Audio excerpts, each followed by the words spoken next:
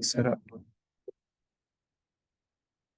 Great. Good morning, everyone. Good morning, those joining us on Zoom. If you can't hear me speaking, please pipe up now.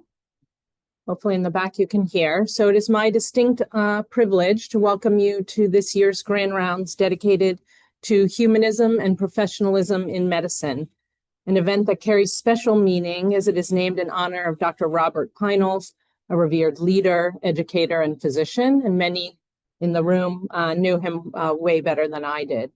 Dr. Peinels served as the vice chair of the Department of Medicine at Robert Wood Johnson Medical School and was a cornerstone in shaping the ethical and humanism dimensions of our training programs.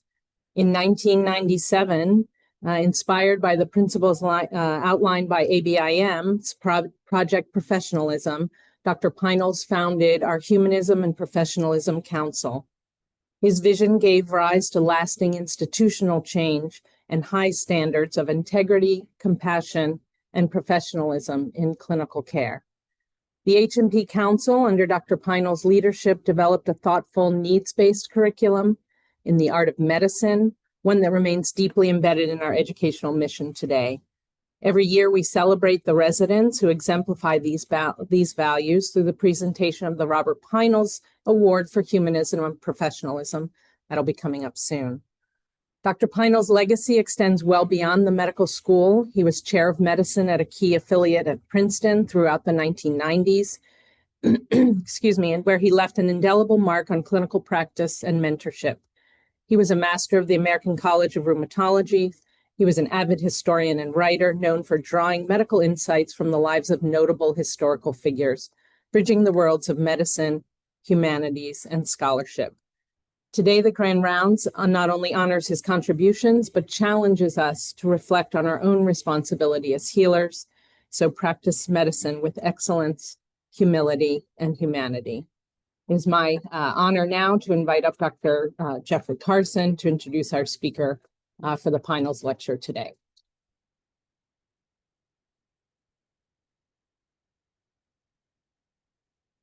Good morning, everyone. And for those of you on Zoom, the majority of the audience is on Zoom, Bob. So it's really my pleasure to welcome to New Brunswick, to Rutgers, Bob Centor. Now, I've known Bob Centor for a long time. And, the house staff who've ever had to deal with me knows that I always orient at the beginning of the rotation and say, I've been here since 1987. And then I ask how many of the house staff were born at that time. And the answer is none. None of you were, all of you have been born. And I have known this guy that long, and actually a little longer. Okay. So Bob has a very distinguished career. He started out as chief of, he did his medical school at Medical College of Virginia. He did his residency there. He was chief resident there. He then stayed and became chief of the Division of General Internal Medicine. Then, for some reason, decided to go to Alabama, and which is where he said, I guess the weather's better. Is that what the key things were? I don't know. But he was division chief there. He was the dean of one of the campuses. Was in charge of primary care across the whole institution.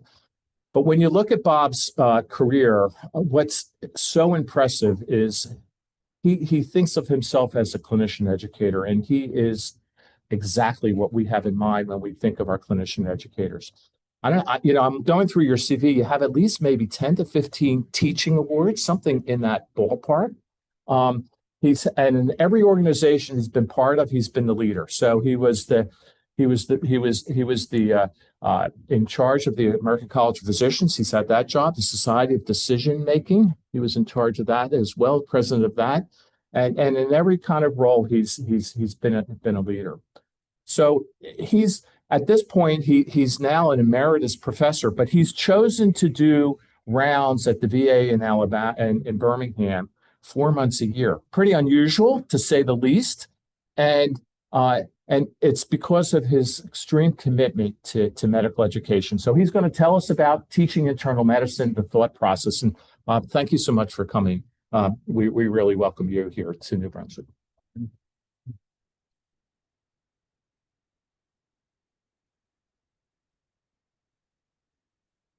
I forgot to record that so that I could let my wife and my kids know. But if they think I'm just up here having a party. So I always like to give a roadmap of what I think I'm going to talk about. I'm going to talk first about why I think teaching is the most important thing in the medical school. And I'm going to talk about what do learners want from rounds. And then we're going to prioritize clinical reasoning, both for diagnosis and management.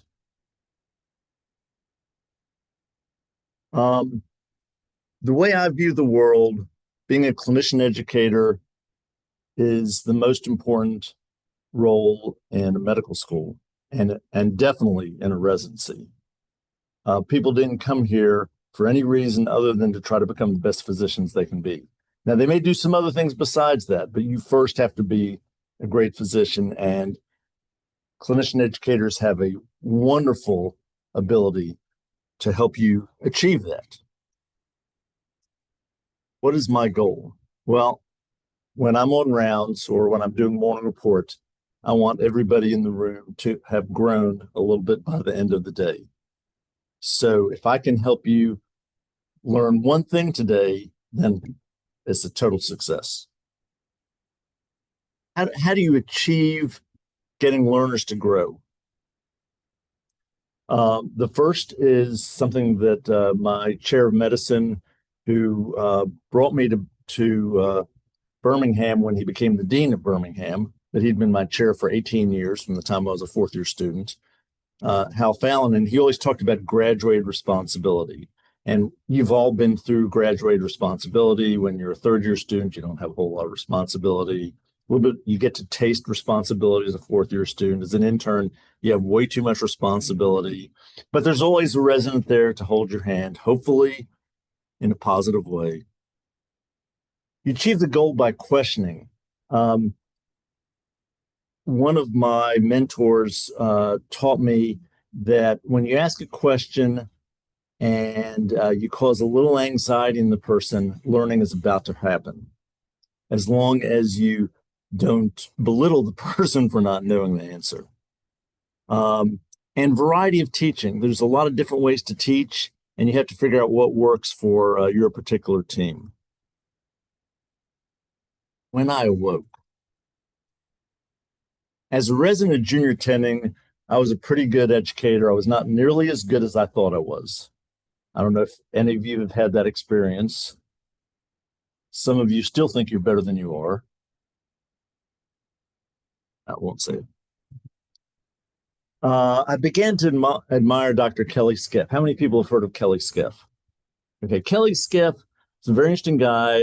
Did his residency at Stanford, won all the teaching awards as a resident, did a fellowship, and his fellowship was to get a degree in education. And then he started going around teaching people how to be better ward attendings, clinic attendings, etc. And I got to know Kelly in the 80s. And then in 1990, I spent a month learning how to teach from him, taking the tough job of having to live in Stanford for a month. But I learned a whole lot from him. And what he taught me was a vocabulary and a way to think about teaching.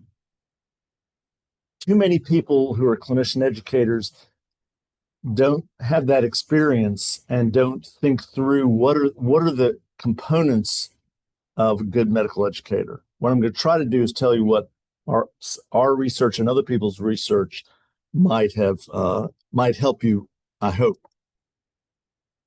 I then was able to combine knowledge and instinct with an educational vocabulary.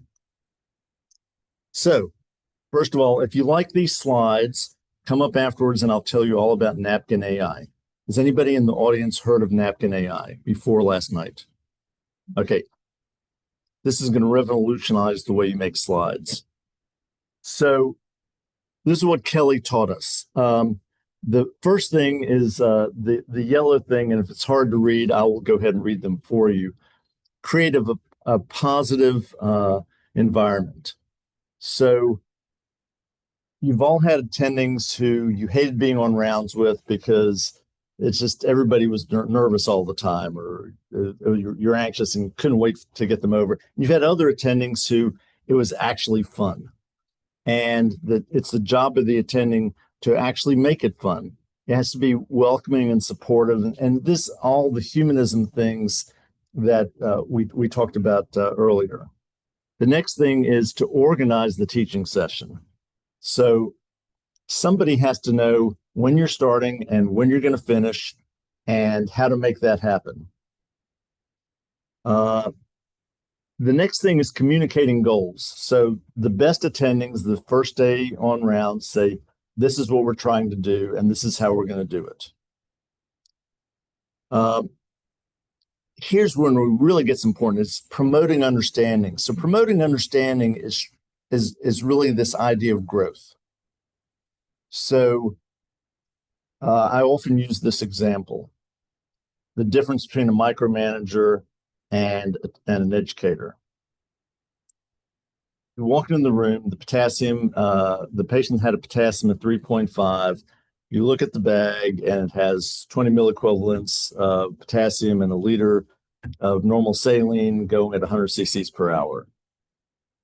They probably have seen attendants to say, change that to 50. One of my best friends, who's an incredible educator, is a micromanager, but what he does, he says, okay, why are you doing 20 per hour, 20 per liter? How fast can you give potassium? How fast do you want to give potassium? Goes through that physiology and says, now, how many milliequivalents should we put in that liter? That's the difference between an educator and a micromanager. And because once you understand why you're giving potassium at a certain rate, then you'll want to do that all the time because it actually all makes sense. The one that I get least excited about is evaluating the learners. We talked a little bit about this at dinner last night. I think we spend too much time worrying about, is this a good or a better resident? Everybody's growing at different rates.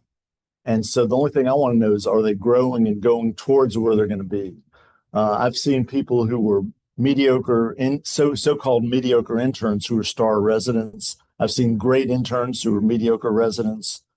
There's different jobs and different people get there at different times. So all I want to see is growth and going towards where they ought to be. Now, number 6 is providing feedback. We talked a lot about this at dinner last night. I'm a strong believer in everyday feedback as opposed to at the end of 2 weeks or at the end of the month. And key thing, and think about whether you've ever had this experience as a learner, is when someone said, I really like the way you presented that HPI. This is why I liked it. Oh, by the way, that's feedback.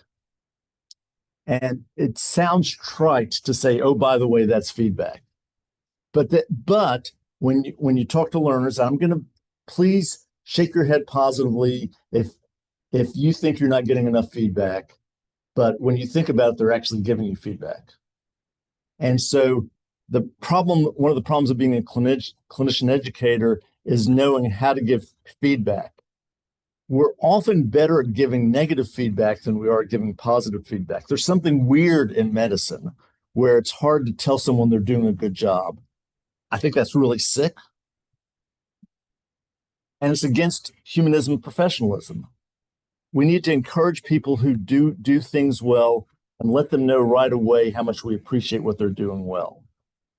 It works. I promise you it works because we've taught a lot of people to do that.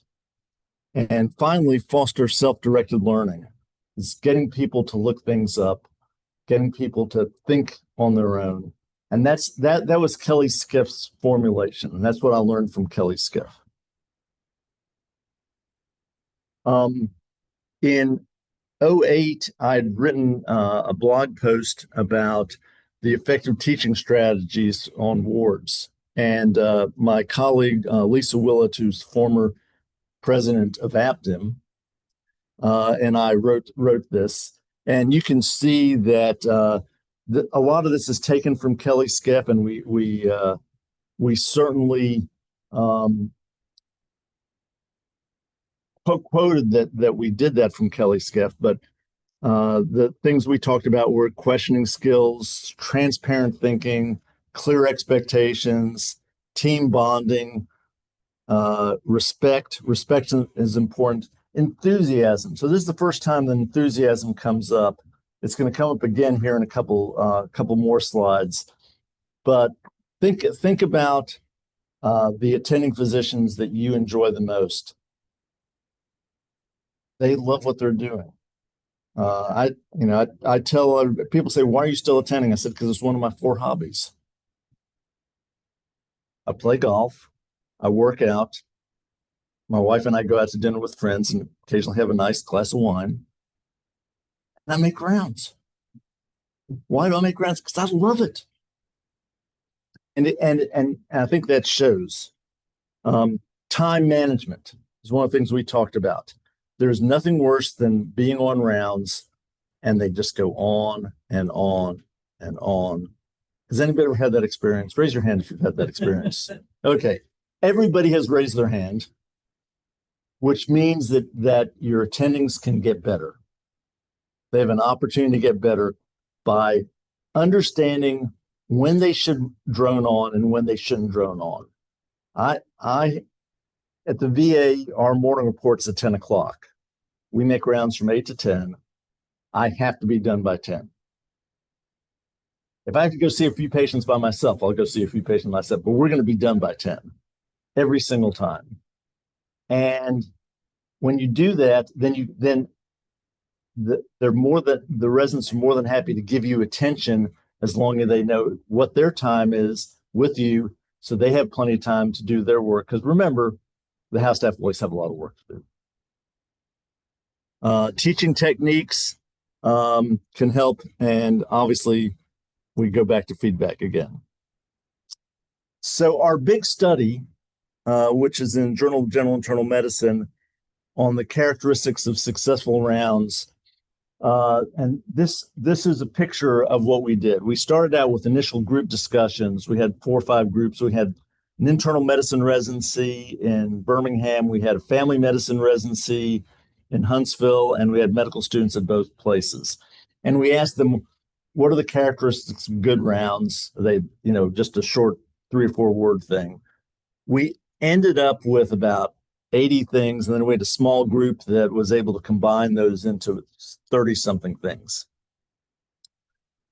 We then did something called a card sorting exercise. This is what they use in order to figure out what goes on the top of the line on your computer with the pull downs, what things go together. And so people had to sort cards, and there's a way to do this. We fortunately had a researcher who was very, very good and taught us how to do this. And we had people had stacks of 36 cards, and they had to put them in as many stacks as they wanted to. And there's a way to combine those and end up with domains, which I'm going to show you in a second.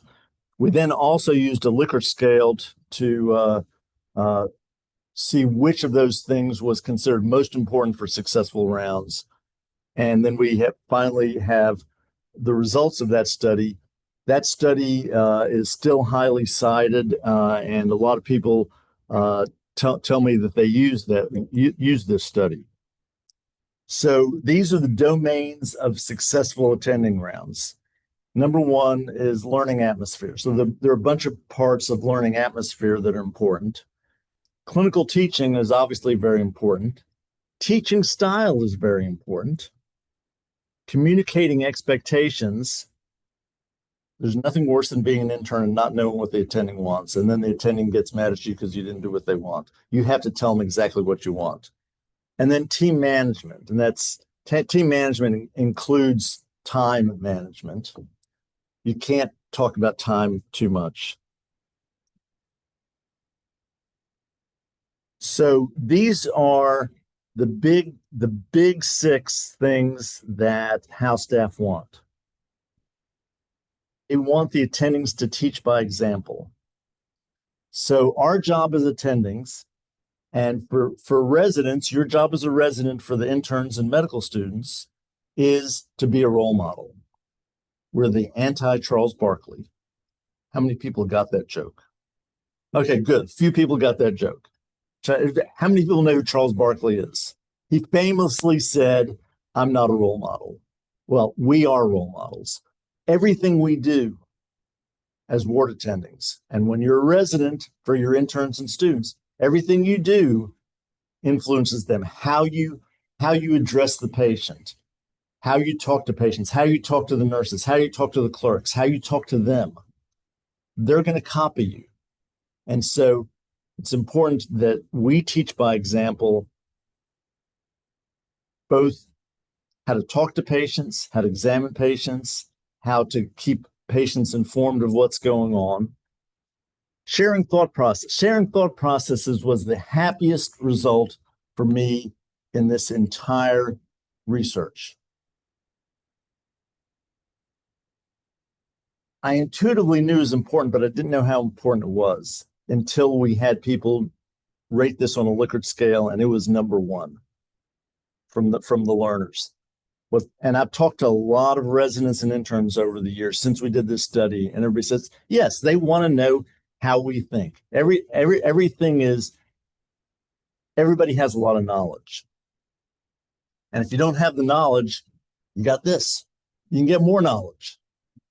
We played with perplexity last night. People play with open evidence. You can get knowledge, but how do you use that knowledge? What is the process of using that knowledge? That's thinking out loud. And that is something very common to the most successful clinician educators, that the ability to do that. Approachability, you don't want your attending to be a big snob.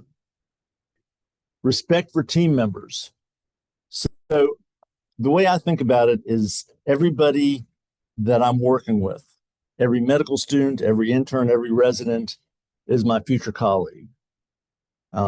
Many of them are people I get consults from now. Most of the consults I get at the VA are from my former students or residents. Organized rounds, that's the time thing, and stating expectations, letting them know, this is how I want you to present. It's perfectly fine that different attendings have different styles of how they want to present, just as long as you let the team know.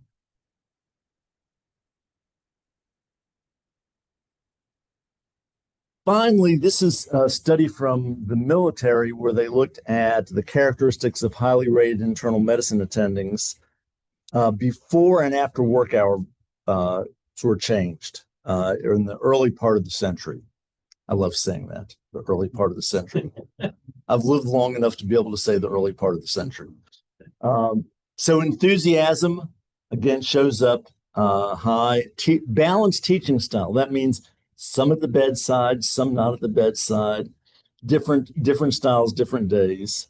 Promote independent thinking. On my service, the intern's job is to tell me what they want to do that day. I either give them positive feedback or I say, can we discuss that a little bit more? Which is my way of saying that, no, we're going to do it my way.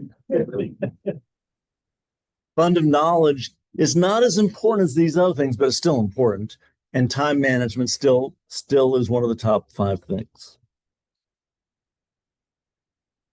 So in reflecting on this, what I just went through for the first half of the talk, clinician educators have a very complex job because it's not just being a good physician, being able to communicate, it's being able to assess the learners and go where the learners are and get the learners to grow each day. It's being enthusiastic about it. There's nothing worse than an attending who feels like it's a punishment to be a ward attending. The great ones, okay, and it doesn't matter where you go, you ask residents and who are the best attendings, they're going to give you 3 or 4 names. And all of us can tell you who were our role models when we were medical students and when we were residents. They're people that we want to be. Enthusiasm, sharing thought processes, adjusting to the current situation. When the team got slammed with really difficult cases, it's different than they didn't admit yesterday and they're down to a smaller number of patients and everything's going sort of smoothly. And you do things differently on those days. You can't do it the same way every day. Making expectations clear. This is how we're going to do things. Giving constructive feedback that allows the learner to grow. I like what you just did, or did you think about this? This is a better way to do the HPI.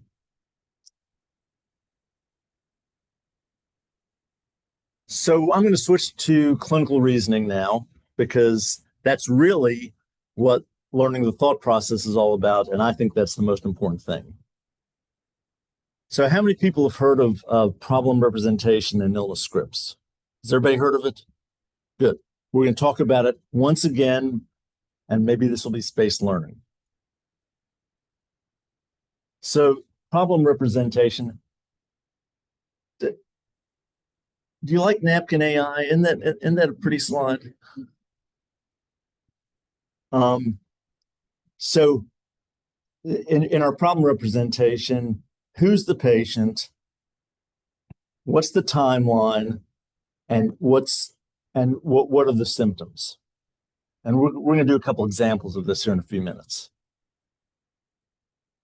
Illness script is what we expect for a certain problem.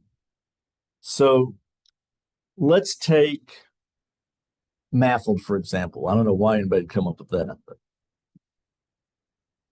So if I ask you, what are the clinical characteristics of MAFLD, you would have some clinical findings of the disease, perhaps some of the liver tests and some of the symptoms. What's the time course of the disease?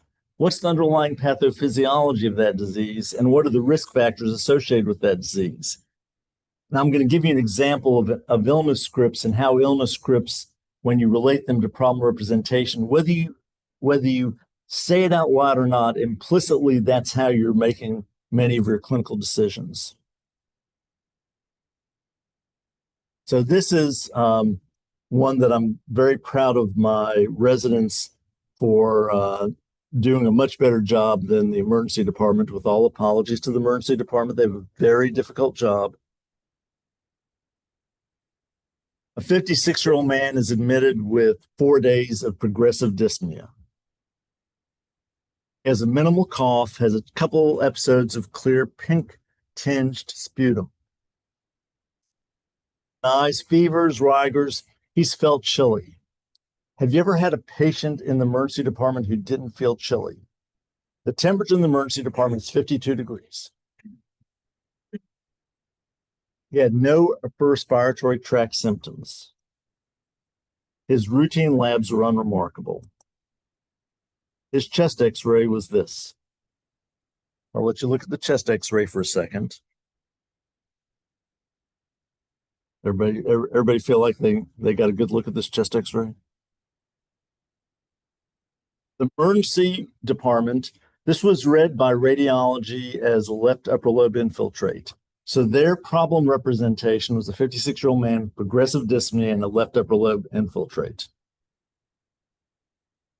Internal medicine team said it was a 56-year-old man with progressive dyspnea, but no purulent sputum, no fever, and no rigors. The initial diagnosis was community-acquired pneumonia.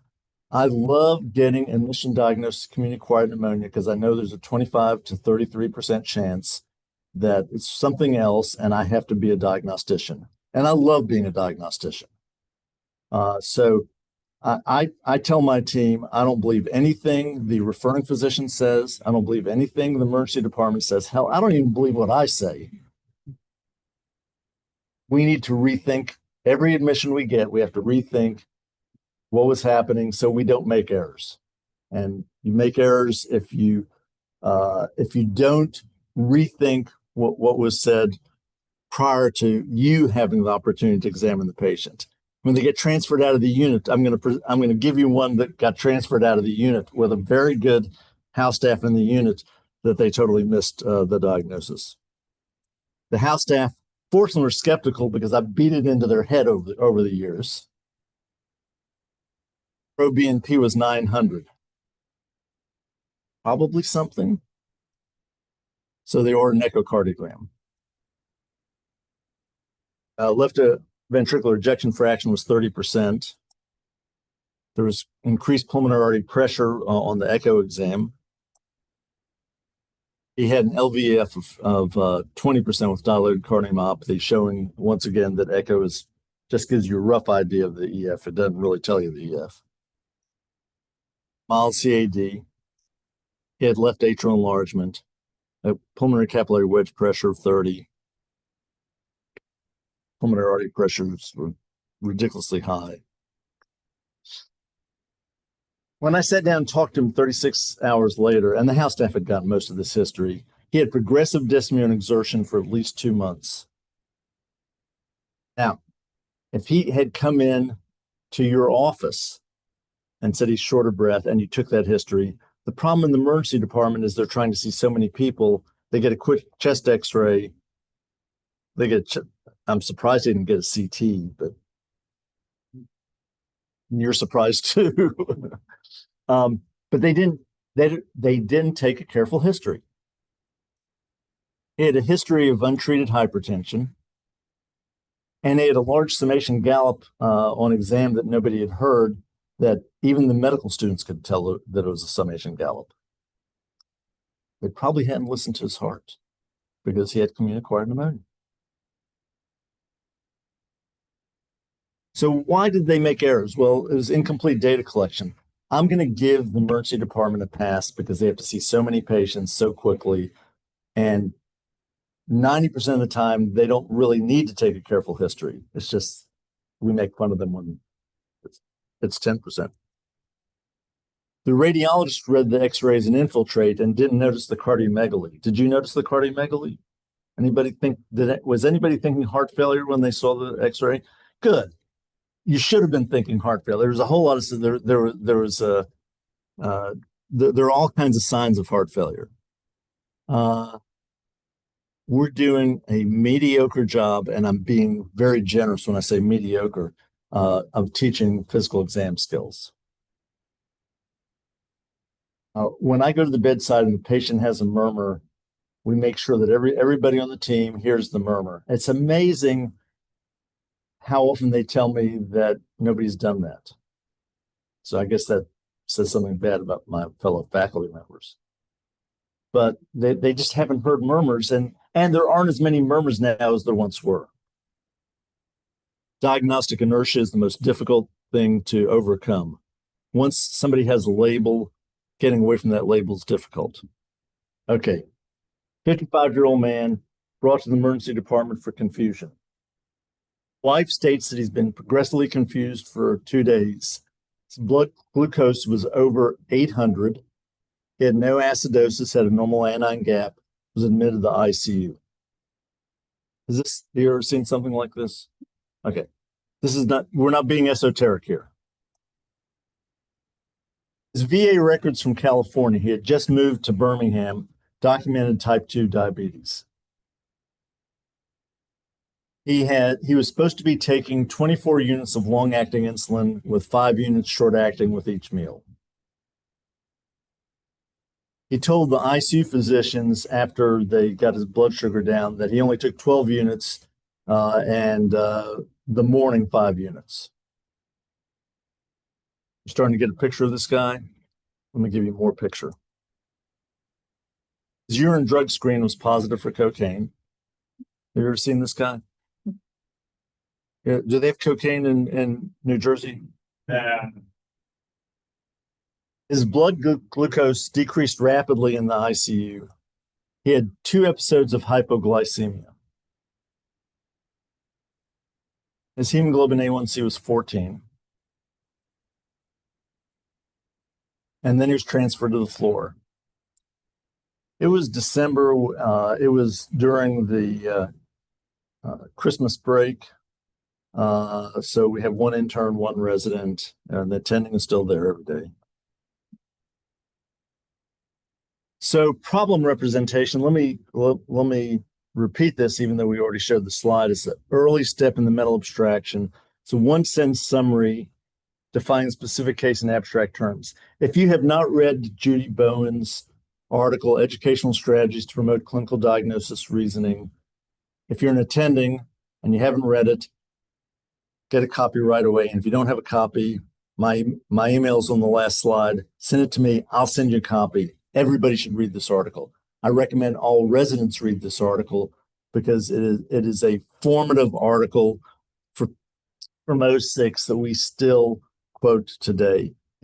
I think it's, in terms of clinical reasoning, the single most important article anybody's written.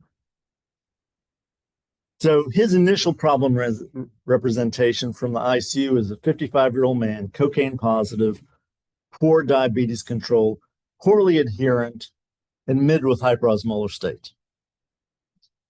Make sense?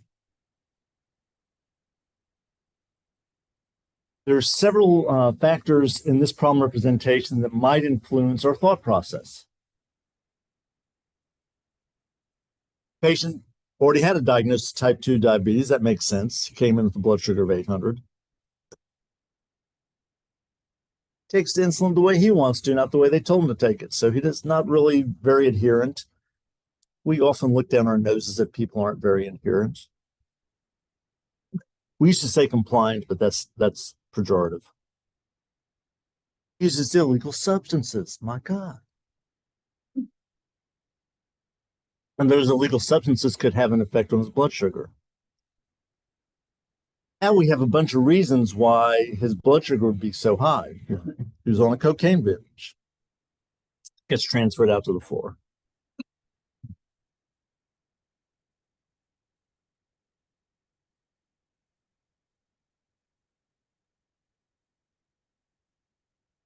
So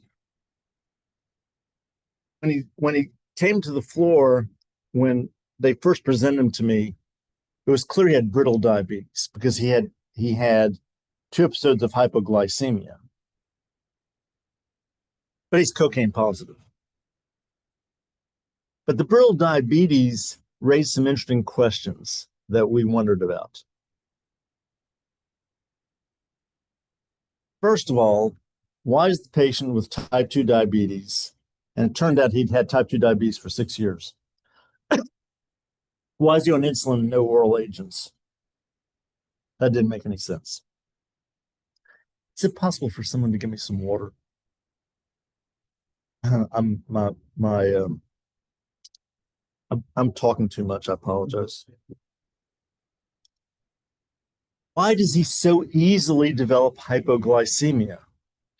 The great thing about the VA is it's easy to get old records.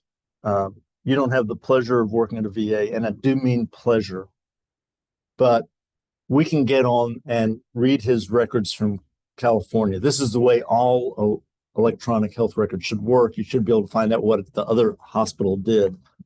It's the biggest mistake made in the Affordable Care Act is not demanding that. I apologize for the political intrusion there. We make rounds the next morning. Thank you so much. This guy had a BMI of 13. How many people think they know what's going on right now? Raise your hand if you think you know what's going on. Good. We have a few people think that. How many people are still confused? How many people just are not going to raise their hand? They don't do that at grand rounds. He's had diabetes for 6 years. He told me he took metformin, but it didn't work.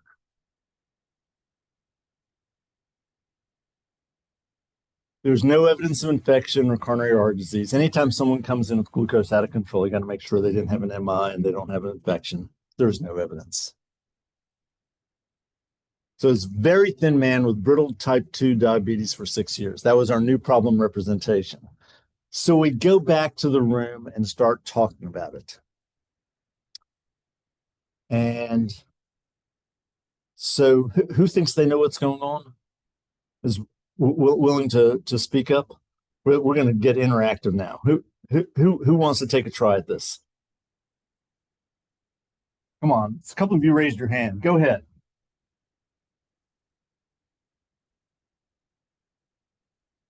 There's no question he doesn't have type 2.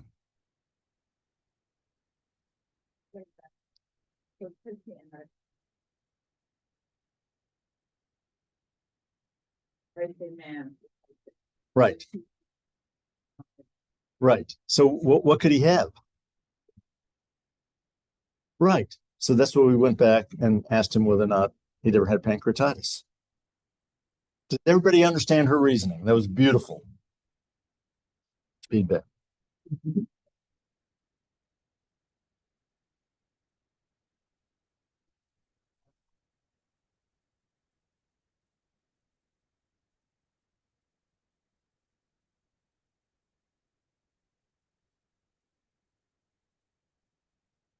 Everybody pick that up?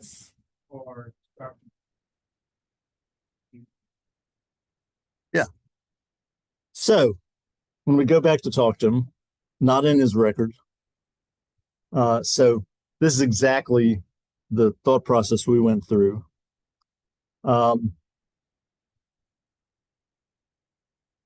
We thought of the illness script. So implicitly, what you just did is you said the illness script for type 2 diabetes doesn't fit this for these two reasons, but it does fit the illness script for pancreatic diabetes, also known as diabetes 3C. How many people knew that? Usually when I say 3C, the residents look at me like, really? Okay. So, for example, if I thought the first guy had community-acquired pneumonia, it's usually a short duration of symptoms, usually productive cough, but you don't have to have a productive cough right away. You usually have fever, sweats, and or rigors. I don't count chills. Rigors and chills are really different. Feeling chilly doesn't mean a damn thing to me. Having a rigor means you probably had bacteremia. It has an odds ratio of 6. Abnormal chest exam, often. Compatible chest x-ray. You could have argued for the compatible chest x-ray in that previous case, but the duration of symptoms didn't fit and the productive cough didn't fit and he had no fever, as he didn't have anything that made you think of it other than he had an abnormal chest x-ray. This is my type 2 diabetes illness script, usually overweight or obese. It's usually controlled with oral agents for at least 6 years, and it's really rare to have hypoglycemia because they have insulin resistance. He could have had a latent autoimmune diabetes of adults, but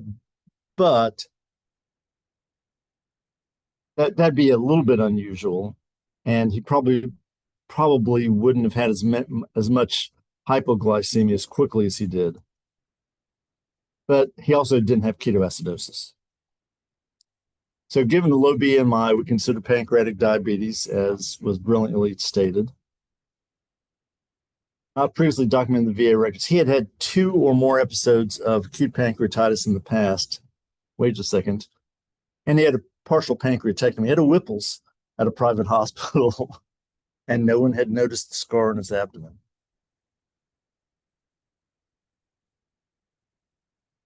And he had steatorrhea for the last 6 years, and no one had taken that history either. It's amazing what a great history you get once you think through it and say, could this be that? And now everything fits. So this is now this is the true problem representation, a very thin man with brittle diabetes for 6 years, starting with a partial pancreatectomy, who also has steatorrhea. And everybody gets that one right. That's the revised diagnosis because he has both exocrine and endocrine deficiency.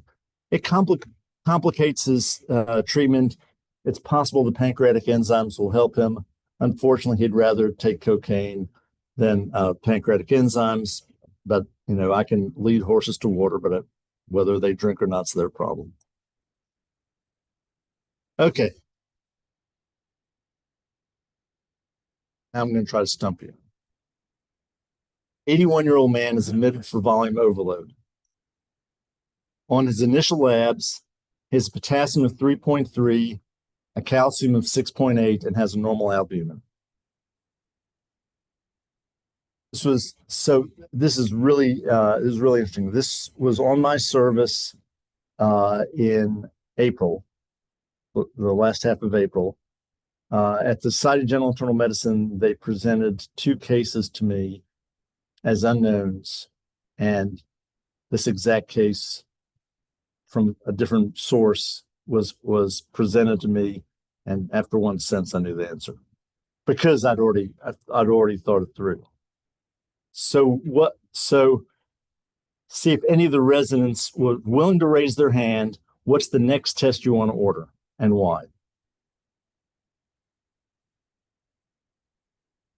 Everybody scared of me? I'm not grading you. Okay, we'll let the attendings do it. Okay, what's the next test you want to order? Okay, this is a syndrome. This is a syndrome, and if you don't know the syndrome, then you're not going to know the answer. So I'm teaching you a syndrome that you're not aware of. Anytime, is anybody willing to say, is everybody stumped? You need a magnesium. So hypomagnesemia causes hypokalemia and hypocalcemia. Anytime you see both of those, you should check for magnesium. Ionized calcium, by the way, we check to make sure that we haven't made a mistake there. 0.7 had previously been 1 in clinic, and they tried to treat him with oral magnesium. Oral magnesium is not, you can't correct magnesium with oral magnesium. You really have to give IV. He should have been admitted previously, and he responded really well to IV magnesium. Now, why does he have low magnesium, low potassium, and low calcium? What? Alcohol is a great idea, not a drink. That's exactly the right answer. It's exactly the right answer. He'd been on omeprazole for over 15 years, took it religiously. Nobody knew why he was on it, but it's a known complication, especially if you add a diuretic to it, and he'd been on a diuretic for his heart failure. And he also had 2 other complications. The case they presented me also had 2 other complications of protein pump inhibitors: iron deficiency, and I'll tell you a story about why they have iron deficiency, and B12 deficiency. And when they presented me the case, it had all those things, and it was all because of the proton pump inhibitors. We had a patient admitted to us, must be about 8 or 9 years ago now, with chronic iron deficiency. You'll love this case, Jeff. Chronic iron deficiency. He had iron deficiency over 15 years, had multiple endoscopies and colonoscopies, never found anything. He never had a positive stool test, and all over his chart, he had it was blamed on occult bleeding. He'd been on a PPI for all those years. I knew that PPIs could, I did not know, but I deduced that PPIs could probably cause iron deficiency. How did I do that? Well, I'm old enough. How many of you have ever heard of Billroth 2? When I was an intern, it was the most common operation in the United States. It was the old operation for peptic ulcer disease.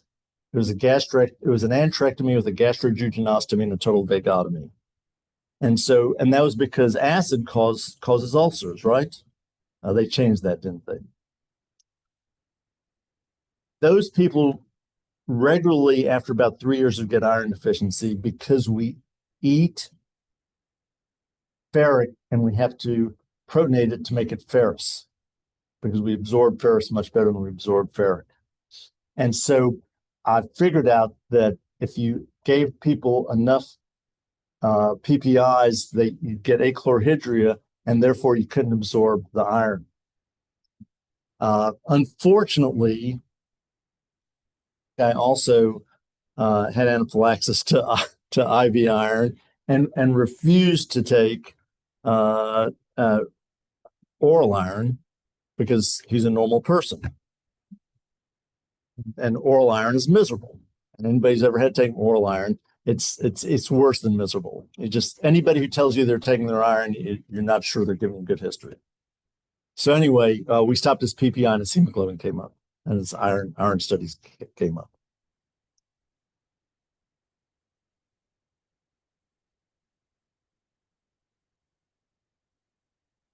We just went over all that. This is what I hope you've taken away from my rambling over the last 45 minutes. Clinical educators should know what learners want and try to give it to them. You can modify your teaching style to fit those desires. And the key in being a good clinician educator is teaching each team differently according to what their needs are and who they are. Most important job is the teaching of the thought process. Learn how to make your thought process clear. It'll make your learners happy and make them better physicians. Making explicit what we generally make it implicit can help. What we just did with problem representation and illness scripts. I occasionally will use those terms on rounds, but implicitly I'm using it all the time. My slides are available on request. You have it on your computer. If you want to share these slides with everybody, you have my permission. And thank you so much for being an attentive audience.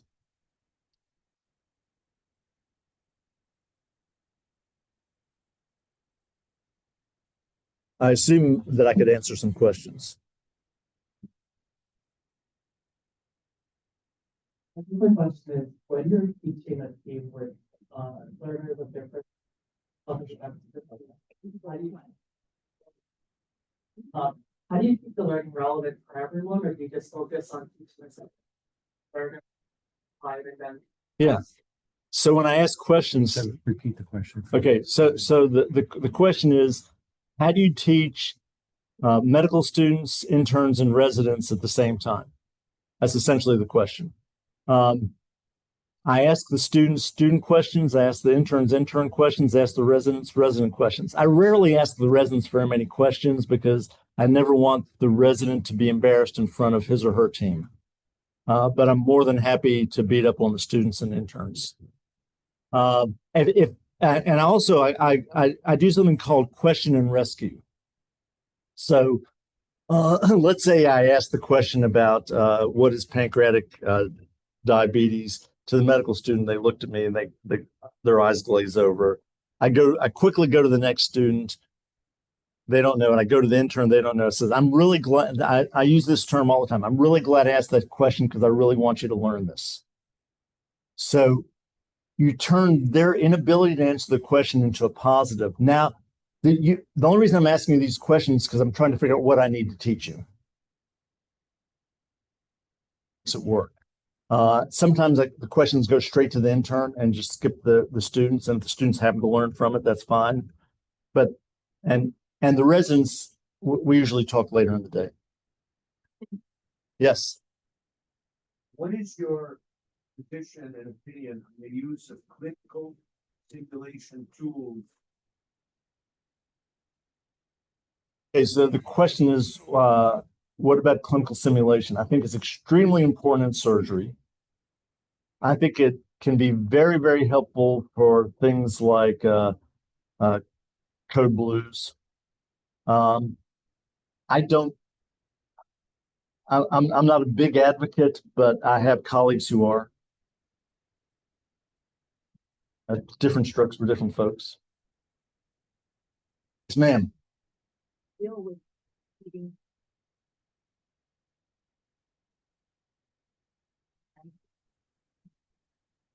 So the question is, how do I structure my rounds so that I can get everything done?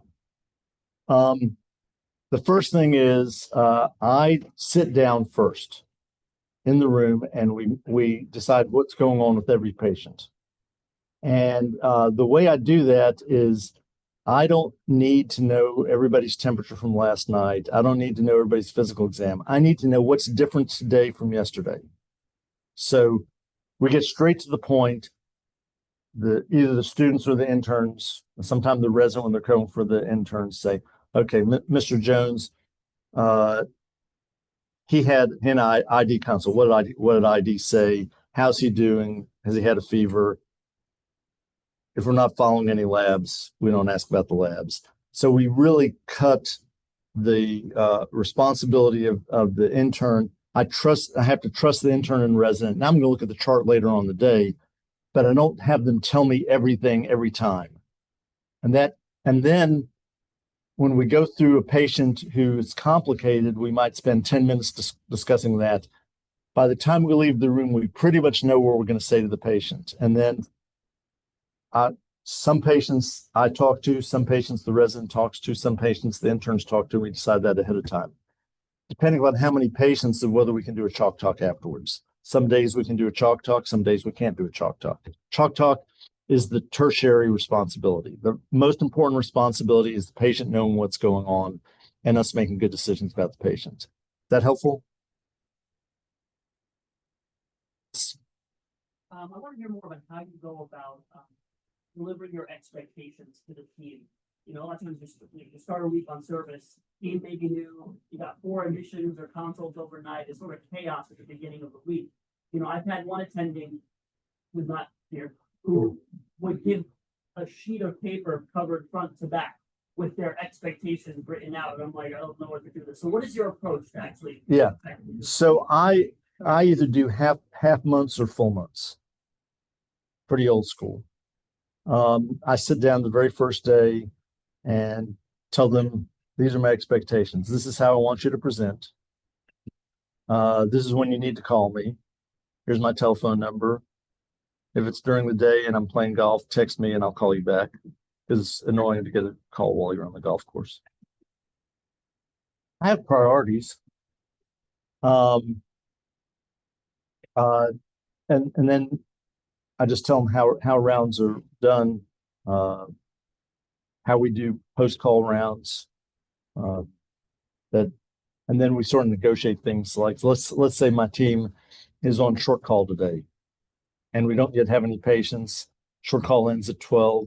Say, well, I'll check with you around 12, and if we have any admissions, I'll come back over at 1 and we'll discuss it. But I don't try to go over every single detail.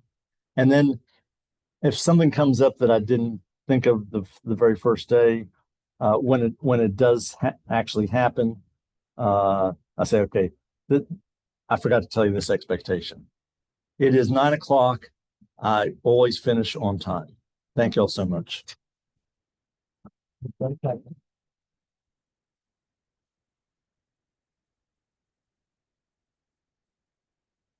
Want to let everyone know that we did have a plaque for Dr. Centor for the final lecture, and we're really very grateful that you came. Thank you. Have that. We'd like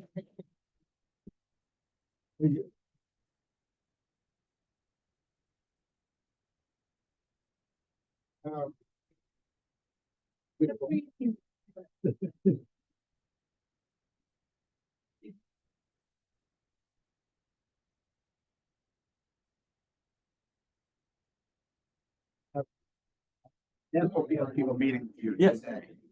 I think it's all upstairs on the lab side. Yep. Yes. Yep. You see him at all later on today? Or? I don't think so. He has to work. Next time I talk to you is next time you publish something in the annals. Okay, We well, have we a have box something if- coming. or if that's easier, or do you want just this? That'll protect it from being scratched. I thought this was your water bottle the whole time. That's not. Water They bottle. might be back. What? Be back. Yeah. But the second half. Oh, yeah. Because we're that very you? clinical.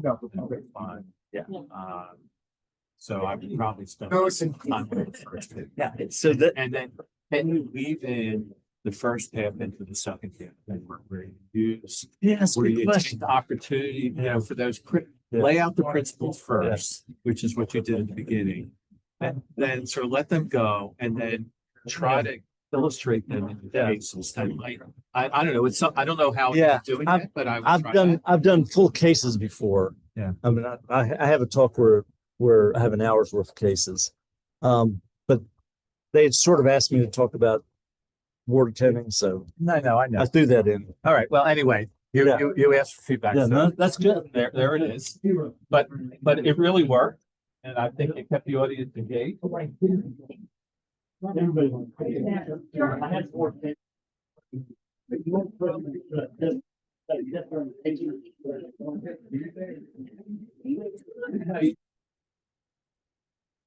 That's just the kind of the first pass. I was sure that you talked about that. I said, I've never.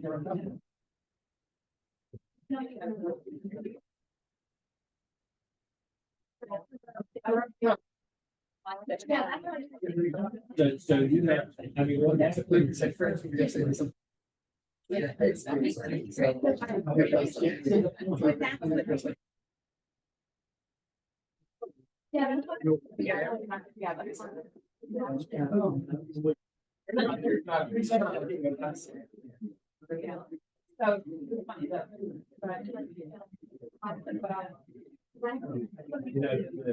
the most important.